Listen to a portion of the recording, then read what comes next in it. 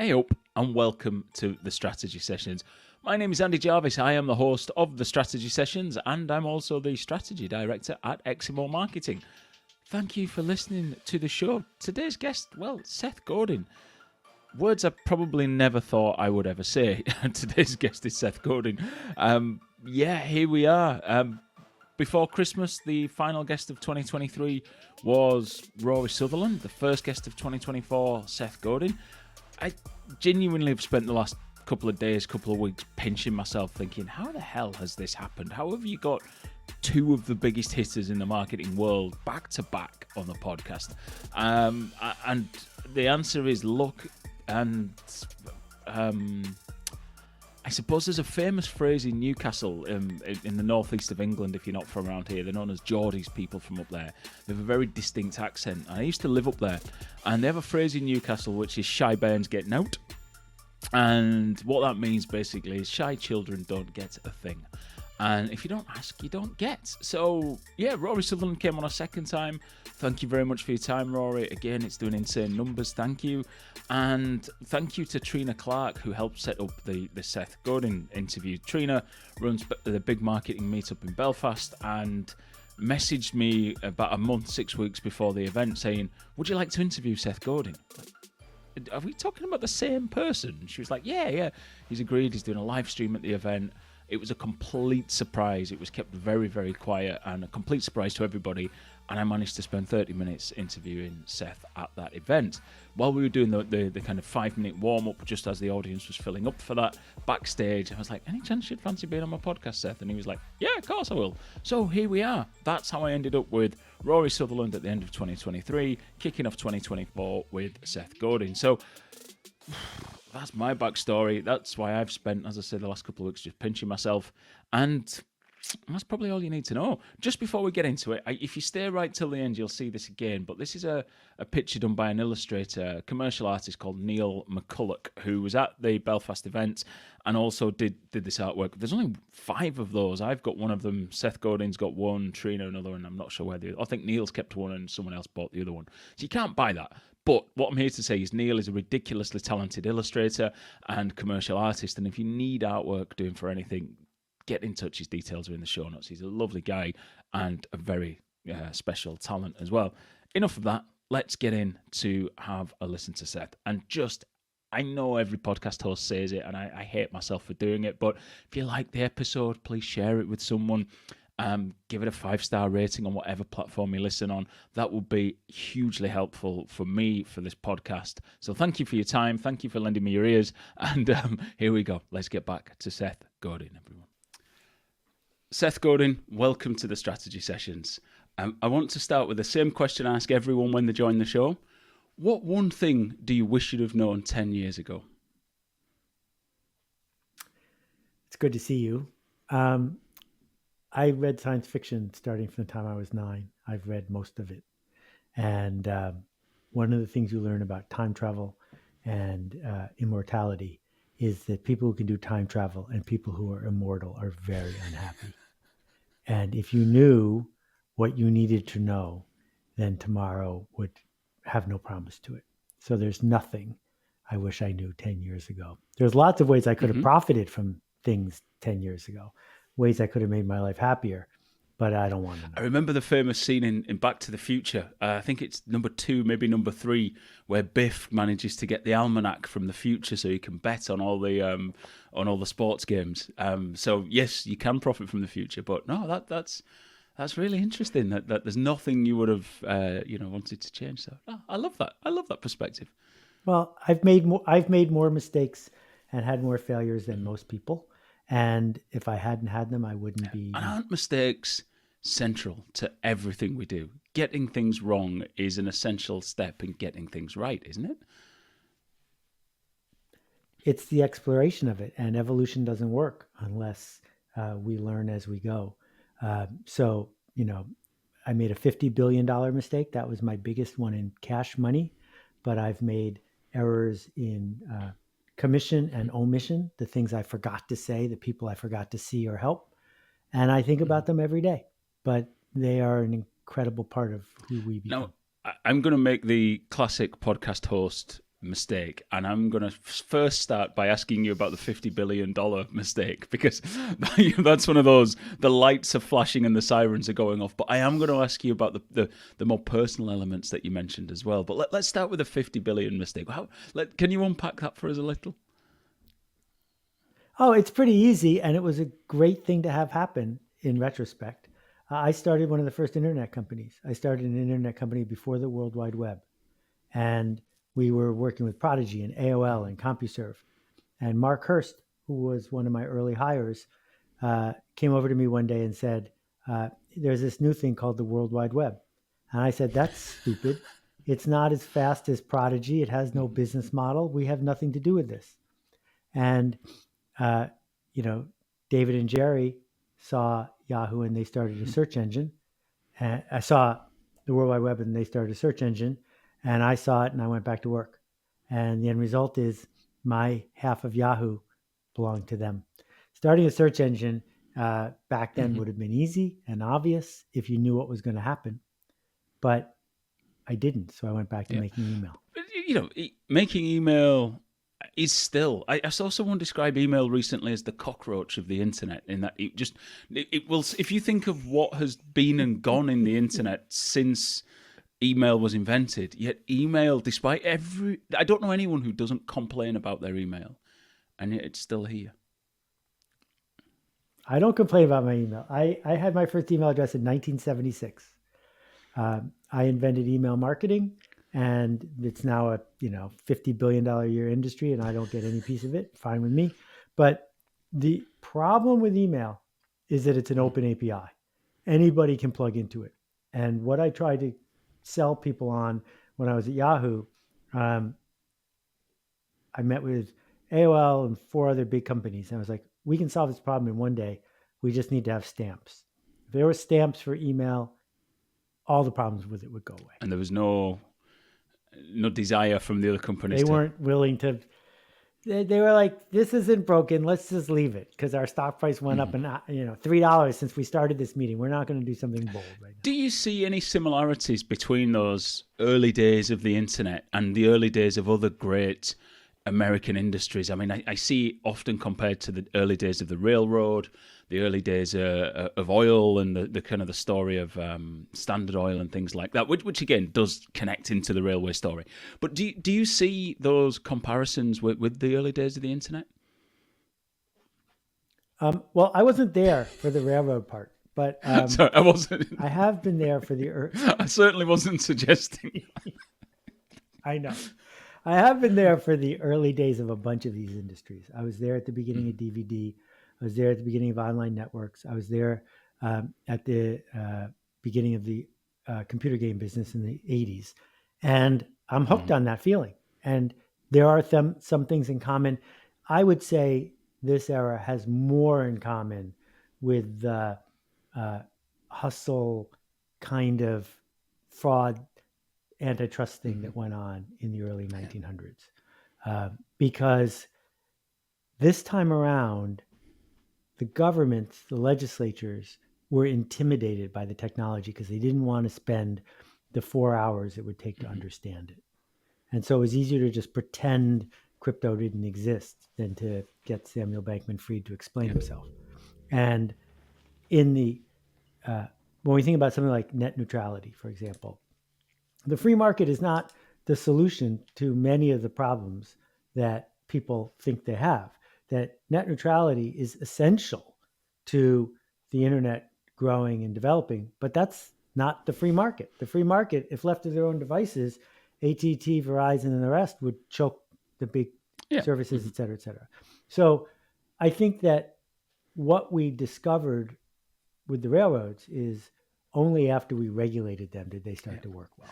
And the railroads certainly, well, not just in America, but were quite disparate, weren't they, in the early days, which I think is another comparison. There was just hundreds of, whether speculators or businessmen involved in building their own railroads from A to B, but they didn't connect to C to D or E to F.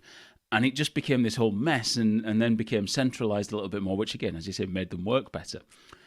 Which, and I think the comparisons are there, really, aren't they, between the sort of the early days of those industries, built on the back of government support sometimes. Yeah, I mean, what Alexander Graham Bell didn't invent the telephone.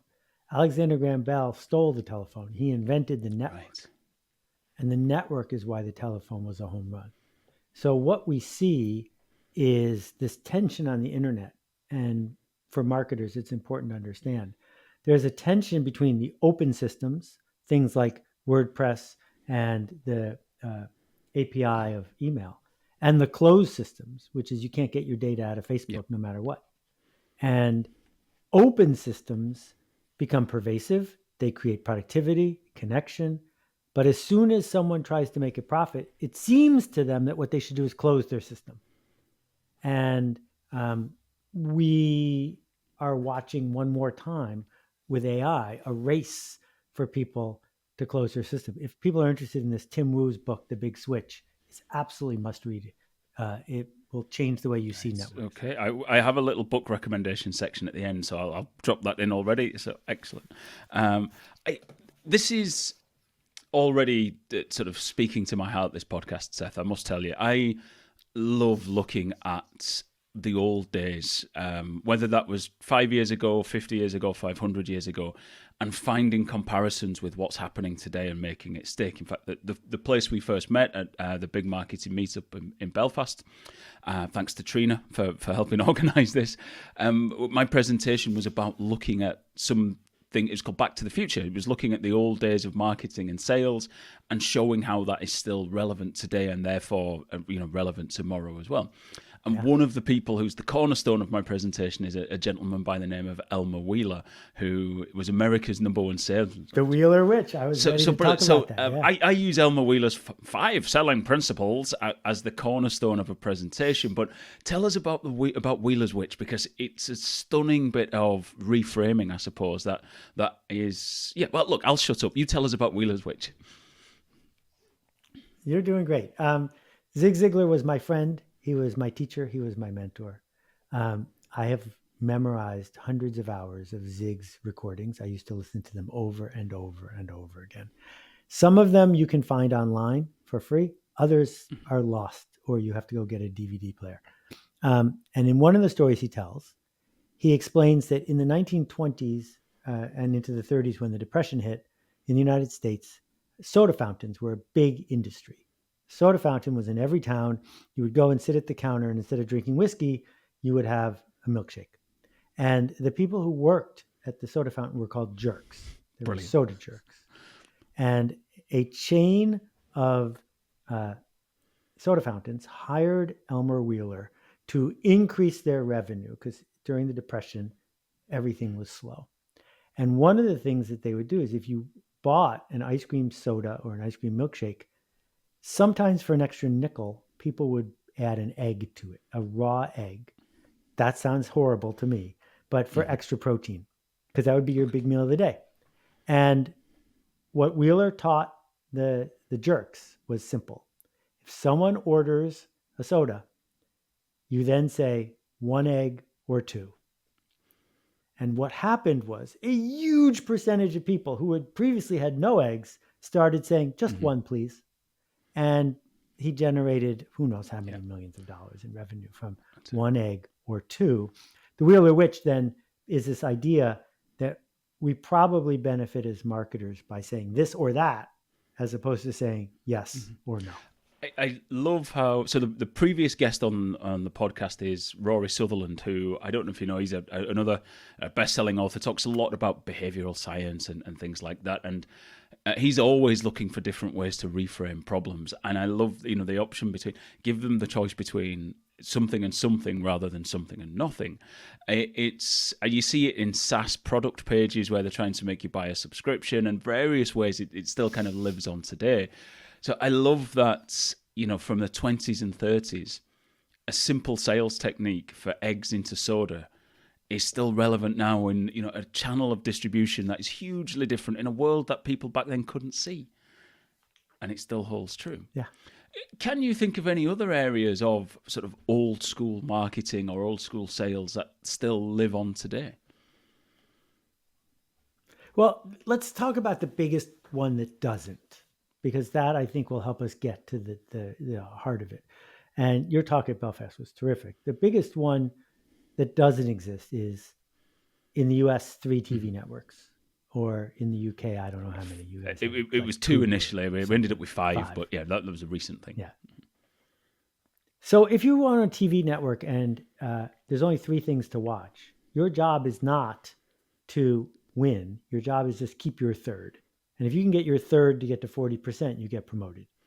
And if you're an advertiser, you understand that mass is the key to everything. So you can sell Fluffernutter and Tide, and you can build Marks and Sparks, and it's about the masses, because that's the only thing you can do is reach the masses, because the smallest viable audience is not available to you. You have to pile up as much money as you can, buy as many ads as you can afford, make average stuff for average people, and advertise it like crazy. And when the internet came along, marketers were thrilled because they got advertising for free that they used to pay for. And they kept the history of the internet. And I was there from the beginning. The history has been trying to turn it into television. That if we can just make it into television, the advertisers will be happy, because they understand how to do that. And there's still ads on YouTube that look like they should be running on network TV, right? They've completely missed the point. It's not about reaching everyone now. It's about reaching someone. There aren't 3 networks. There's more than 1 billion networks. So the upside is not in selling average laundry soap to average customers. It's in finding left-handed woodworkers who want to make dovetails. It's in finding people who are tired of buying liquid soap because they see what it does to the climate, and they want to buy those little pieces of paper that you can drop in. The more specific we are, the better we do. So when we think about this shift, now I can go back to 1880. Now I can go back to Wedgwood, who invented modern marketing. I keep this on my desk. I don't get to talk about this very often. This is a piece of Wedgwood, modern Wedgwood, that some of my students gave me. And Josiah Wedgwood invented direct mail. Josiah Wedgwood invented the retail showroom. He invented paying his people with health insurance. He invented selling on commission. One guy in the UK invented all of that. And it's all true now. And so we have to take out the part that went from 1920 to 2000, which is let's make average stuff for everyone, and go back to the idea of being specific. So again, the gentleman on before you, so it was Rory Sutherland. Sorry, so the one before Rory was a guy called David Mannheim. Sorry, I forgot David's name for a second. Then he runs a company that is it's called Made with Intent, and they are aiming to really ramp up personalization, but what he refers to as proper personalization. He believes that personalization in the internet era is recommendations, and that's not personalization. But he also believes that personalization has been lost along the way because the PLCs have effectively signed up to the Friedman Doctrine. Quarterly earnings calls, we've got to drive stockholder prices, and that's the only thing that we're interested in. Yep. Senior leadership teams are incentivized in stock bonuses, so they're only interested in driving that up as well. And along the way, personalization is not actually personalization anymore. It's just about recommendations to sell more things. You know, so this move away from TV to, we now have this opportunity for personalization. Have we missed it because we're too obsessed with shareholder return? Have we missed the opportunity this presents? Well, shareholder return is, a 4-sided knife, and none of the sides are good. But I would amplify what David told you by saying there's a difference between personalization and personal. No one actually wants personalization. What they want is for it to be personal about them. Whether you put my name in an email doesn't make it personalized, right? That figuring out how to iterate to make it look like I have it for me. If I don't feel like it's about me, if I don't feel like there's a personal thing going on, I'll just buy someone cheaper than you. And so the race to the bottom that public companies go through is the only way they can think of to grow fast and gain market share is to lower their prices. And then they make up for that by lowering their quality. And the race to the bottom, you might win. That's not good. So the alternative is to say, What's the smallest audience that would be worth delighting? And how do I delight them by charging them a lot, but giving them more than they pay for? Because if I do that and I race to the top with something personal for people who care, I get to do it again tomorrow. And that's where a resilient business can be built. So the SDA, the smallest delightable audience, because we love acronyms in marketing, don't we? So the SDA is what we should be focused on. And I think as you were giving that example, my mind wanders to Tesla. And I don't like talking about Tesla because I don't particularly care for the person who runs them. But love him or hate him, he built a brand that people said was impossible to do. Only car manufacturers can build cars and so on and so on.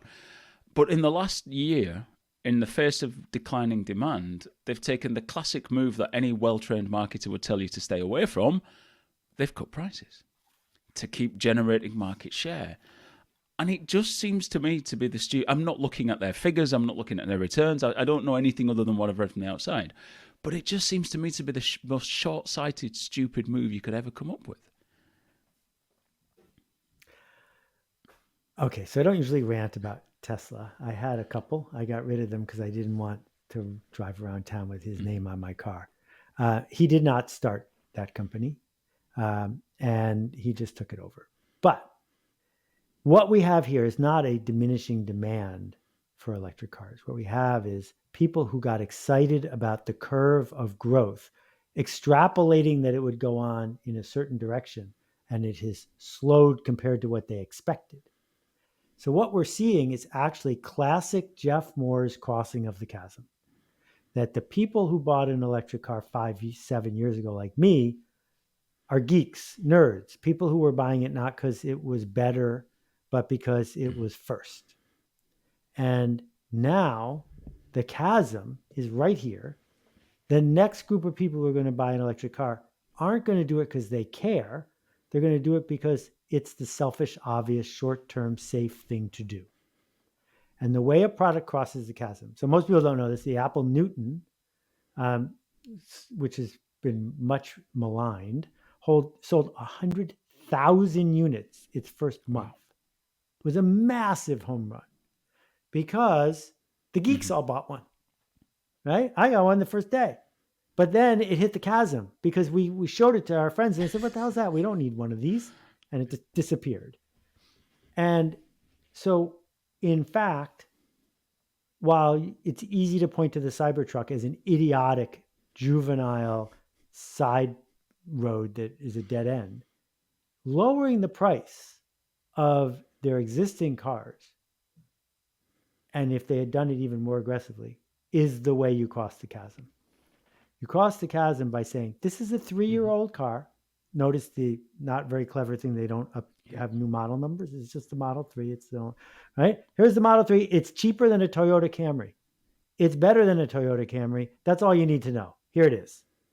Because that's how you get across the chasm. That's how you get everybody. That's interesting. Because my thoughts on it were that by reducing the price, and we don't want to make this a podcast about Tesla, but okay, we can go on to anything. But by reducing the price, what they've done is, because there is much more competition in the market now, so they're trying to keep the market share. But as they reduce their profitability per unit, they actually make it harder to then do all the other things they need to do, such as provide shareholder return, innovate on a new design because they haven't had one in years, advertise if they decide to start doing that. And the only way they go is they maybe have to reduce the quality of the product in a market which is now being flooded with competitors of increasing quality. Chinese cars starting to enter the market, maybe not so much in America, but in the rest of the world, of increasing quality that are, according to some journalists, of better quality. So this just seems to be caught in almost like a death spiral almost that is really hard to shake out of. You know, the old famous HBR, How Do You Fight a Price War article, they seem to be making all the classic steps of getting it wrong at the beginning bit, and it'd be interesting to see where it goes. Right. So, well, let's just talk about this generically, right? So I happen to have this. Here's one I made earlier. So, you know, the thing is that the whole product solution that Moore talks about, which is what you're going to get the early majority to be excited about, that is not the classic price war. The classic price war is the idea that we're all making commodities. And so I'm going to lose money on the next one so I can just stay in business. Doesn't work. What this is about is the experience curve. Most people who have a watch have a digital watch. Where did digital watches come from? Digital watches used to cost $1,000 just for the one that had the LCD, the LED numbers on it. Texas Instruments did the math, and they figured out that if their production went up, they could lower the price that it costs them to make each watch. So they jumped ahead of the experience curve, lost money on 1 million watches. And by the time those 1 million watches were sold, their assembly line was so cheap, no one could compete with them on watches because they had gone down the experience curve, but nobody else had.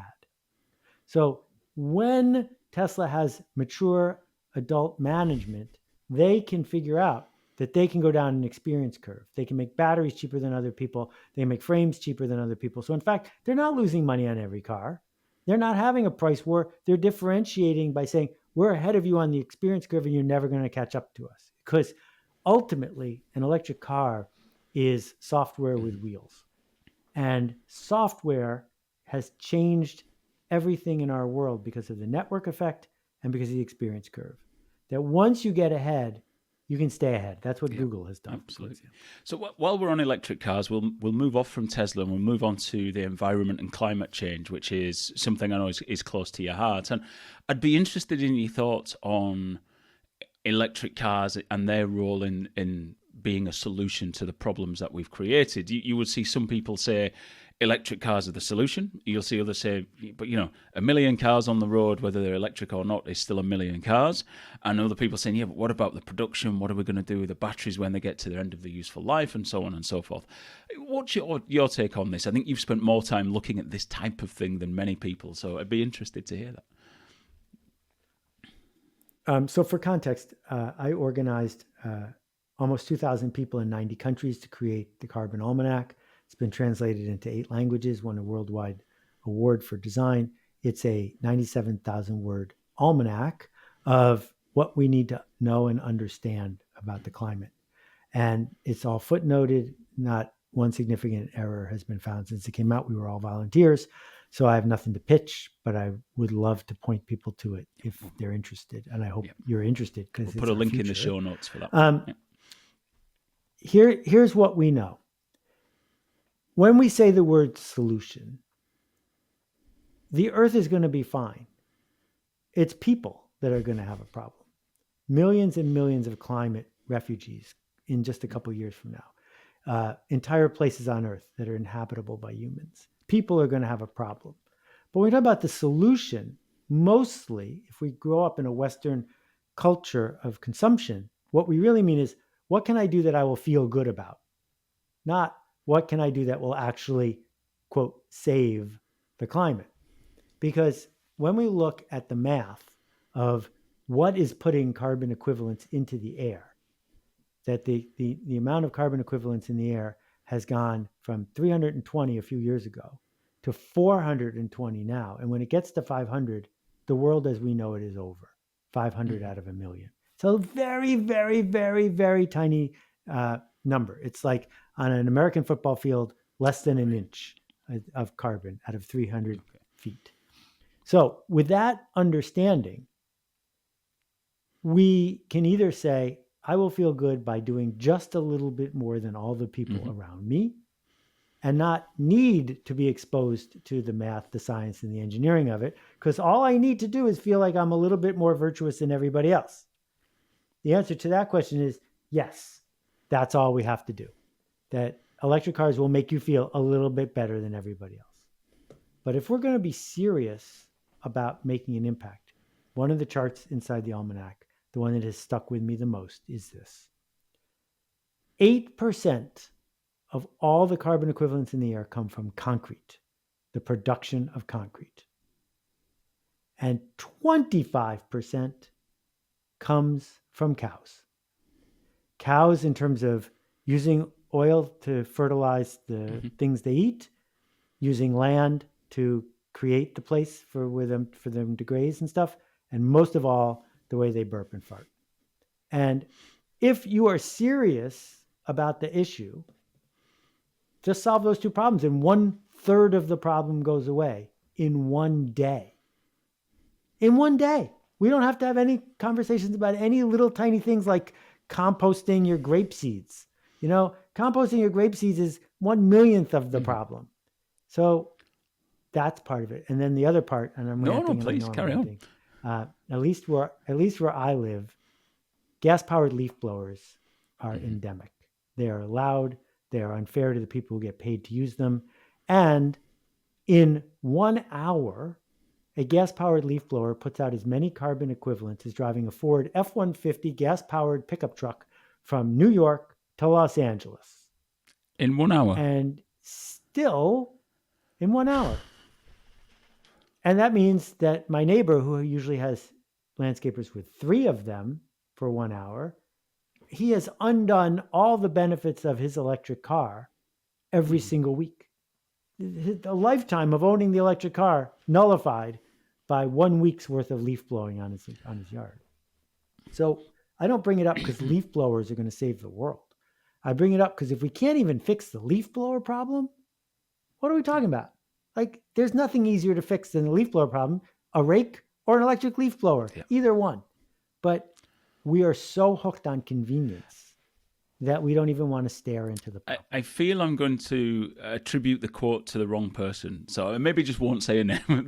There's a famous quote that says, if you want to change the world, you first have to change yourself, which I believe was Gandhi, but it may not have been, and I don't want to. So, but when you're saying this, and there's a part of me saying, look, we need to solve the big things first. And if we solve them first, the minutiae, it becomes less relevant. But do we all need to take that action of composting grapes or driving an electric car? Because that couple of billion people taking that small step at least creates a momentum for action. Yeah.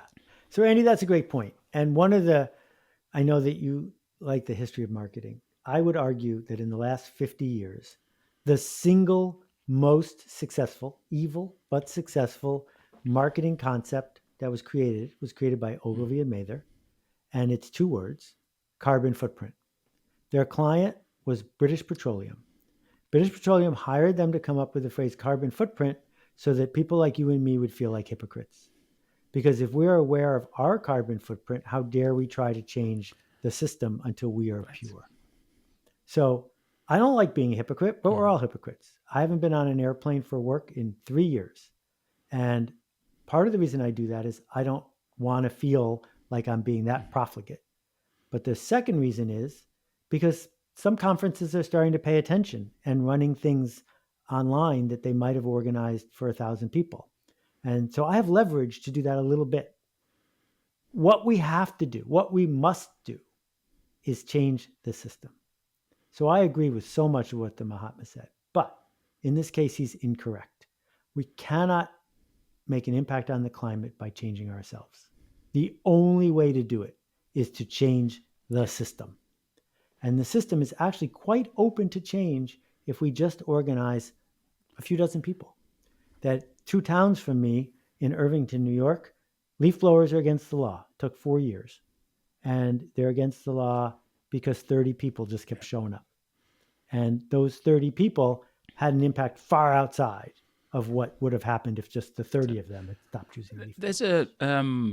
That's a great point as well. And I thought you were saying when you said it, organising a number of people, you were going to make a very different point. There was a piece in The Guardian recently about the impact of a very small number of very rich people or rich people on climate change because they are outsized in their use of private jets and big transport. And then even down to the middle classes, which people listening to this by the nature of marketers, certainly within this country, are probably middle class. So this might feel like an attack on them.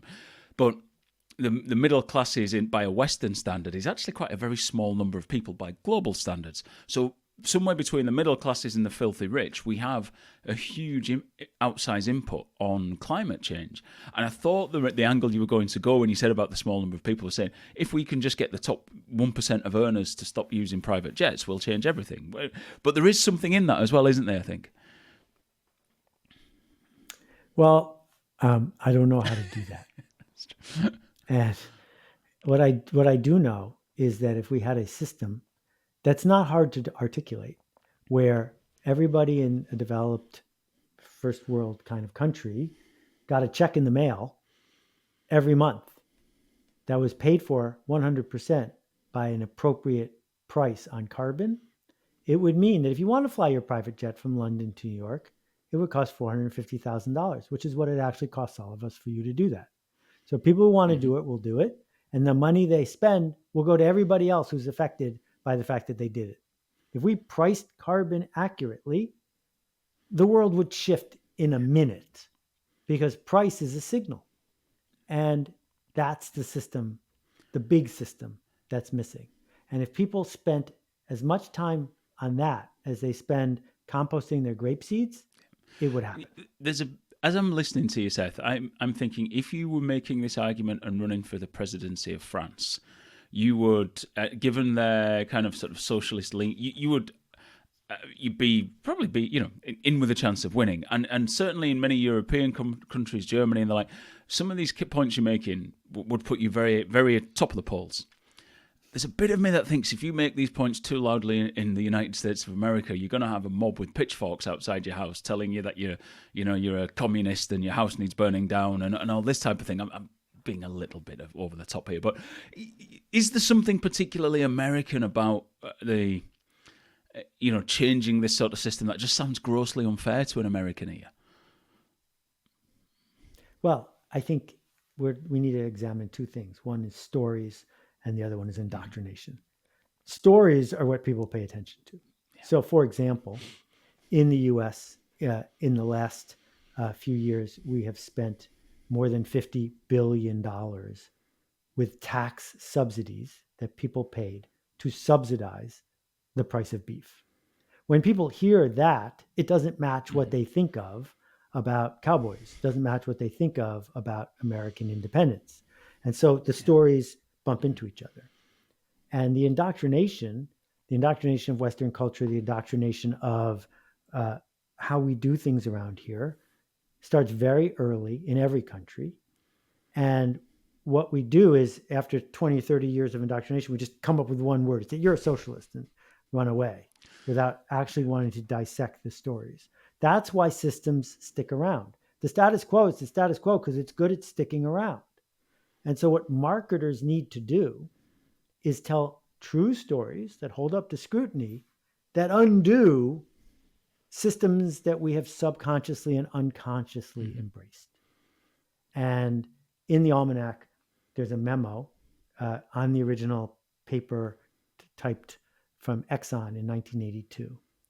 And a senior engineer at Exxon wrote a 4-page memo in which he described to a tenth of a degree exactly what was going to happen to the climate. And it is 40 years later, and he was right.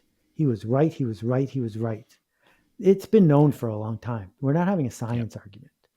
We are marketers, all of us. And what marketers do is tell resonant stories that spread to make a change happen. A lot of the best marketers in the world right now are working to fool people into thinking that net zero is right around the corner, and to fool people into thinking that it's okay to go buy the next thing. And I think there's an enormous opportunity, the biggest opportunity since the internet, for marketers to make profit and to make a change happen by seeing these systems and getting on the right side of history.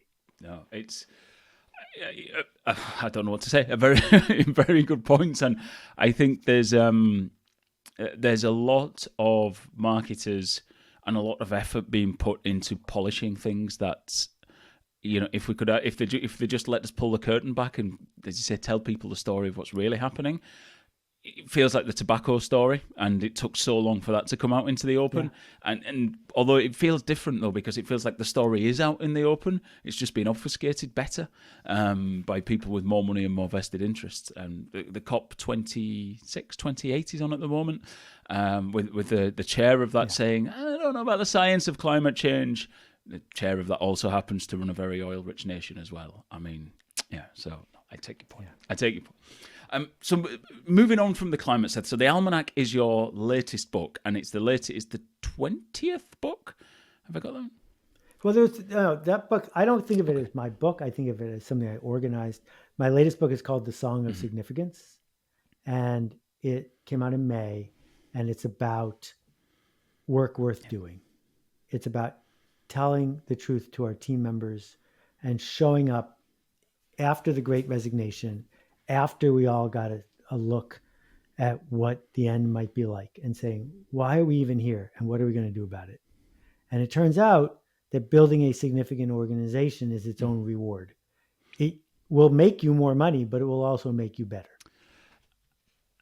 Your books have changed, not changed, but changed in theme over time. And is that just as you've grown as a person and developed, and your career has moved on over the years since you've written your first book? I happily listen to my old audiobooks because I like to be reminded of who I was back then. And it's interesting to be able to re-meet that person. I redefined marketing. I wasn't the only person, but I redefined marketing in 1998 by saying it's not advertising. It's everything we do. It's if it touches the market, it's marketing. Well, once you do that, everything is marketing. And so I can write about anything I want. And you are right that I now have more of a benefit of the doubt that permits me to write the kinds of things I would have written 20 years ago if someone would have let me. But I mean, I did a book called Wisdom Inc. when I was a book packager in 1994 that sort of rhymes with the Song of Significance. So I don't feel like I've changed the story I want to tell. I do feel like the marketplace is significantly more open to taking a deep breath and thinking about something more than how do we make the quarterly numbers go up. I want to ask you a question I asked you in Belfast at the marketing meetup event about your books, and based on a conversation I had with a guy by the name of Dave Burrs, and it was based on scientists, I think physicists particularly, love coming up with ideas 20, 30 years ago, and they love debunking their own ideas and proving them not to be true. And the question I asked then, and same one I'll ask now, is do you look at some of your early books and think, that's not true anymore? That's changed a lot since then. Is there anything that you look at and go, maybe I should have, that's not right now? I think that the optimism that I brought into the book Tribes needed to be balanced with, if we give everybody a microphone, some of those people are going to be voices of division. Some of those people are going to try to make things worse. That we need to shine a light and say, this is not all one-sided. When we give everybody the power to do what they want to do, a platform, a media company, some of them are going to cravenly seek profit at the expense of everything else. I'm not sure if I'd written that, it would have made any difference. But as one of the early internet philosophers, I am as guilty as any of them as being too optimistic. And as you say, nobody knew then what we see now, but that's part of life, I suppose, isn't it? So, but it was predictable. It was predictable, but we all drank the flavor and no one saw. I'm aware we're sort of coming into the time of the last lap on this podcast, so there's a couple more questions I want to throw at you. There was a quote you gave to, it may have been to another man by the name of Jarvis. It may have been to Chase Jarvis. I'm not entirely sure. No relation that I know of anyway. But you said something like, you've got 20 best-selling books and not one of them has been bought by more than 1% of the US population, and that's success. And I think there's a real lesson in there for marketers. So do you want to explain what you meant by that? Yeah, I mean, you and I talked about this 20 minutes ago, the smallest viable audience. So many marketers believe that if they don't aim big, they're going to fail. And what I have lived is you don't need to be known by anybody. To a rounding error, 99% unawareness, 0% market share, that's enough. What you need to do is matter. You need to be someone that some people would miss if you were gone, not someone who has massive market share among average price seekers. But it's very gutsy to make that choice, to say we will stand for something, not pander for everything. And you're right, the smallest viable audience, or what do we call it? The SDA, smallest delightable audience. That's it. I like that better. I should have. I think that might be the name of my first book. The smallest delightable audience by Andy Jarvis. Please write that book. I will buy the first copy. Thank you very much. I might even sign it as well. But as someone I'm in my 40s now, so obviously I've tried to write a book and still haven't. I struggle with the creative process, and you are a person who creates every single day and has been doing for a very long time on Seth's blog. What's the secret? How do you keep going and keep churning out stuff that's useful? Because there are many people in the industry who churn out lots of stuff, but it's not useful. This is true. I'm not here to pitch books, but I wrote a whole book to answer your questions called The Practice. I don't have more talent than you, for sure. But I have a method and I have a practice. And when you have your practice, you can leave behind all the drama and simply do the work. You chop the wood, you carry the water, and you do the work. And I write my blog, 9,000 posts so far, because I want to, not because I have to. And if it's not good enough, it's not going to get published. I write 4 or 5 posts a day and I only publish 1. And you can have a practice. If you know how to talk, you know how to write. I have a friend who runs every second day and has been since lockdown. And he's now hit so many days and so many miles that it's almost like a badge of honor now. So it doesn't matter what happens, doesn't matter the weather, doesn't matter if he's had a beer the night before, he has to run. Are you now at that stage where the kind of the agreement you've made with yourself is so high that actually to take a day off would be, because then you've got to start again. You're now so high, you've got to start from zero. Is that an agreement you've made with yourself? Well, from a marketing consistency point of view, the streak is worth something, and I'm not going to let the streak break. So if I get the flu, the streak will not break because I can have some in the queue. And so I'm not worried about the streak breaking until after I'm dead. But there was a time 8 years ago when I was like, I don't really feel like it. And then the marketer in me said, you can't break the streak. But now it's not an issue because there's a cushion and the streak isn't worth very much financially, but it's something I like to be able to say, I didn't break that one today. Brilliant. Well, look, just before I let you go to your next meeting, Seth, I want to just hold up to the camera. If you're watching the podcast, a very talented artist by the name of Neil McCulloch, hand-drawn creative, based in Belfast, created this bit of artwork, Seth. Now, I understand you have a copy as well, haven't you? It's arrived from Belfast for you. And I'm sorry I don't have it here to hold up, but let's pretend I am. So yes, there's only 5 of these ever made, and I'm proud to have one of the 5. So it was just a nice little treat at the end. So I just wanted to give Neil a shout out and just say, I know you've seen his artwork. So lovely. Thank you, Neil. Seth, thank you very much for your time. We could have literally spent hours and hours on this, but I know you're a very busy man, and I am hugely grateful for your time to join the strategy sessions and to be part of this. So thank you very much. Well, thank you, Andy. You're very generous, and the way you're leading, it matters. So keep making this ruckus. Thank you very much. Seth, we'll talk again soon.